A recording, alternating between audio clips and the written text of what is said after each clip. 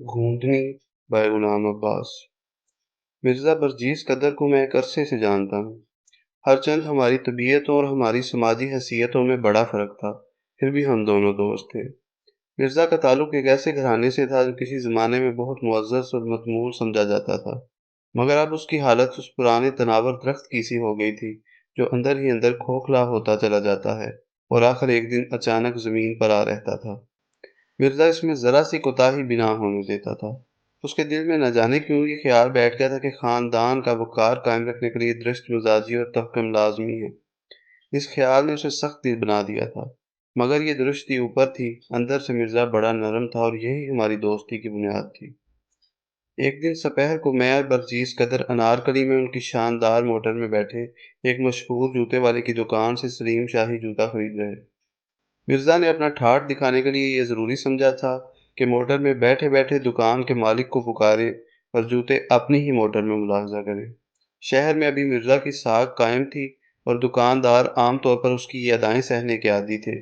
चनाचे जूते वाले ने अपने 2 परिंदे मिर्ज़ा की खिदमत पर ममूर कर दिए, मगर मिर्ज़ा को कोई जूता पसंद नहीं आ रहा था। वो बार-बार नाक मुँह चढ़ाकर इन परिंदों को सख्त-सुस्त कह रहा था। मुझे ऐसा महसूस हुआ जैसे मिर्ज़ा को दरअसल जूते की ज़रूरत ही नहीं और ये झूठ-मूठ की खरीदारी महज़ बयान रखने के लिए है। ऐन उस वक़्त एक बूढ़ा भिखारी एक 5 साला लड़की के कंधे पर हाथ रखे मिर्ज़ा की मोटर के पास आ खड़ा हुआ। ये बूढ़ा अंधा था। लड़की के बालों में तिनके उलझे हुए थे। मालूम होता था मुद्दत से कंघी नहीं की गई। दोनों के तन पर चीथड़े लगे थे। अंधे पर तरस खाओ बाबा, बूढ़े ने हाँक लगाई। बाबूजी मैं भूखी हूँ, पैसा दो, लड़की ने लजाजत से कहा। मिर्ज़ा ने उन दोनों की तरफ तवज्जो ना की। वो बदस्तूर जूतों पर तनकीद करता रहा। अंधे फ़कीर और लड़की ने अपना सवाल दोहराया। इस पर मिर्ज़ा ने एक निगाह गलत अंदाज उन पर डाली और कहा, माफ़ करो, माफ़ करो। भिखारी अब भी ना टले। बाबूजी रात से कुछ नहीं खाया, अंधे ने कहा।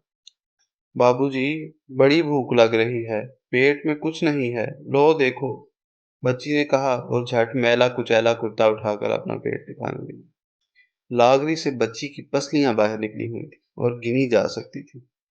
बस एक पैसे के चने बाबूजी। मिर्जा को उस लड़की का मैला मैला पेट देखकर घिन सी आई। तौबा तौबा, उसने बेजारी के लहजे में कहा। भीख मांगने के लिए क्या क्या ढंग रचाए जाते हैं। जाओ जाओ बाबा, खुदा के लिए माफ करो।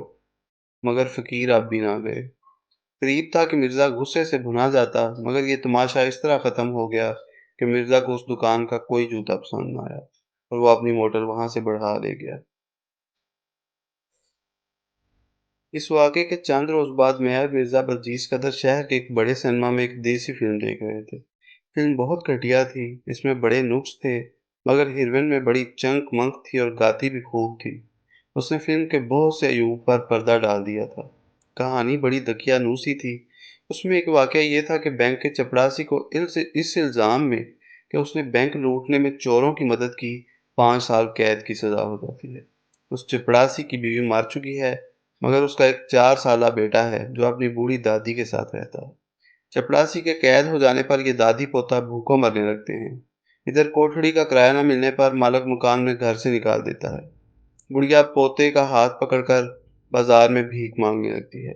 वो हर राहगीर से कहती है, बाबूजी हम भूखे हैं, एक पैसे के चने ले दो बाबूजी। लड़का कहता है। जब फिल्म इस मुकाम पर पहुंची तो मिर्जा बर्जीस कदर ने अंधेरे में मुझसे कहा, भैया जरा अपना रुमाल तो देना, न जाने मेरा कहाँ गिर गया है। मैंने अपना रुमाल दे दिया। जब तक तमाशा होता रहा मिर्जा को सख्त बेचैन देखा गया। वो बार बार कुर्सी पर पहलू बदलता और हाथ चेहरे तक ले जाता। खुदा खुदा करके फिल्म खत्म हुई तो मैंने देखा वो जल्दी जल्दी आंखें पूंछ रहा है। ए मिर्जा, मेरे मुंह से अचानक निकला, आप रो रहे थे? नहीं तो, मिर्जा ने फिर हुई आवाज में झूठ बोलते हुए कहा।